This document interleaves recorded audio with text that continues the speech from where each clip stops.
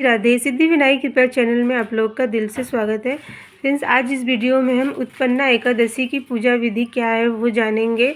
Friends, उत्पन्ना एकादशी जो है वो है 26 नवंबर दिन मंगलवार को हमें ये व्रत करना है और इसी दिन हमें अपने घर में श्री हरि भगवान विष्णु जी की और माँ लक्ष्मी की पूजा करना है। आपके घर में अगर लड्डू गोपाल हैं तो उनकी भी आप पूजा कर सकते हैं।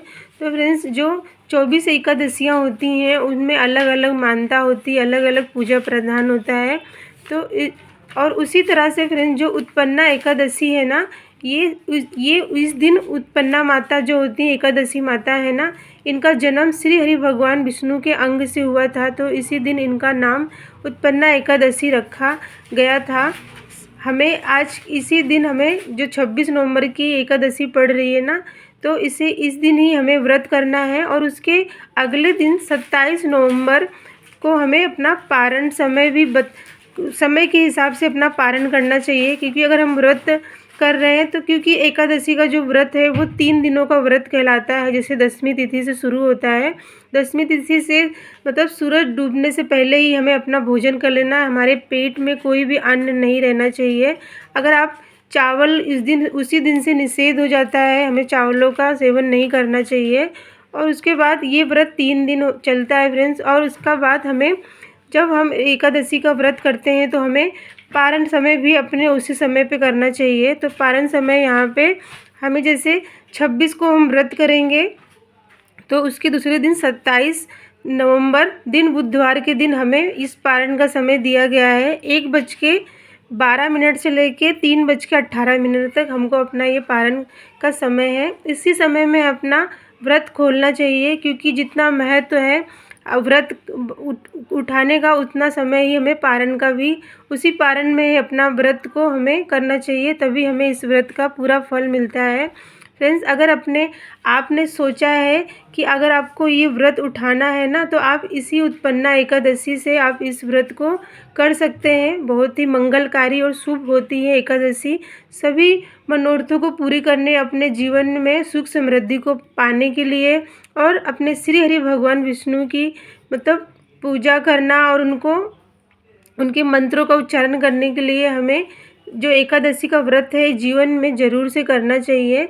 और फ्रेंड्स, इस दिन हमें अपने श्री हरि भगवान विष्णु जी को पूजा कर रहे हैं और व्रत नहीं भी कर पा रहे हैं ना, तो आपको इस दिन अपने घर में भगवान जी की पूजा, लड्डू गोपाल हैं तो उनकी, नहीं तो श्री हरि भगवान विष्णु माँ लक्ष्मी की आप ज़रूर से पूजा करें। और फ्रेंड्स, आप हर एकादशी में अगर आप अपने नहाने वाले जल में हमें कुछ ना कुछ जल में डाल के ज़रूर से नहाना चाहिए। इससे ना हमारे शरीर की शुद्धि होती है।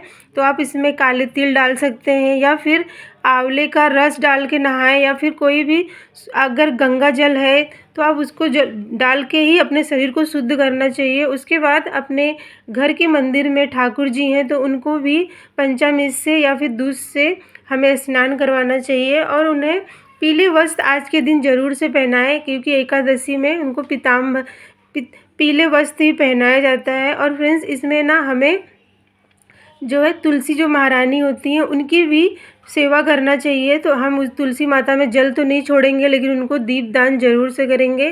फ्रेंड्स, आज हर एकादशी के दिन ना अपने घर में एक श्री हरि भगवान विष्णु जी के सामने एक अखंड दीपक ज़रूर से जलाना चाहिए।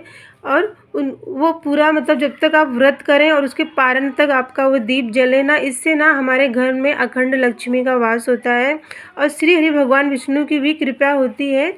और तुलसी महारानी के पास आपको दीपदान ज़रूर से करना चाहिए सुबह शाम, और वहाँ पे खड़े होके आपको 11 बार परिक्रमा करके अपनी मनोकामना उनसे बोलनी चाहिए।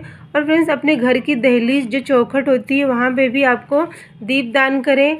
और पीपल पेड़ हो गया, यहाँ पे हमें ज़रूर से दीपदान करना चाहिए, क्योंकि पीपल में भी श्री हरि भगवान विष्णु का ही वास होता है। केले वृक्ष की पूजा करें।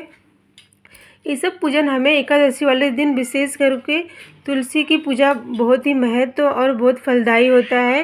तुलसी की जो लकड़ी होती है उसका दीप जला के हमें श्री लड्डू गोपाल की आरती करना चाहिए, या विष्णु जी के सामने दीपक जला के उनके मंत्रों का उच्चारण अगर हम विष्णु जी के करते हैं ना, तो इससे भी माँ लक्ष्मी बहुत खुश होती हैं और हमारे घर में मतलब बरक़्क़त आती है। इन सब चीज़ों का हमें ख़ास करके ध्यान रखना चाहिए। और जितना हो सके एकादशी वाले दिन फ्रेंड्स हमें श्री हरि भगवान विष्णु का जो चमत्कारिक मंत्र है ओम नमो भगवते वासुदेवाय, इस मंत्र का जाप करते हुए हमें पूरे दिन अपने मन को इसी मंत्र से जाप करते रहना चाहिए। और जितना हो सके फ्रेंड्स हमें इस दिन किसी की निंदा नहीं करना चाहिए और कभी भी कोई बुरे ख्याल किसी के प्रति ना लाएं। हमेशा भगवान की जो मंत्र है उनका उच्चारण करते रहें। और अपने घर में भी आप इस पूजा को अगर एकादशी वाले दिन करते हैं ना तो आपको उसी व्रत का ही फल मिलता है। उसके बाद फ्रेंड्स पूजा भोग चढ़ाने के बाद ना हमें व्रत की कथा पढ़ना होता है।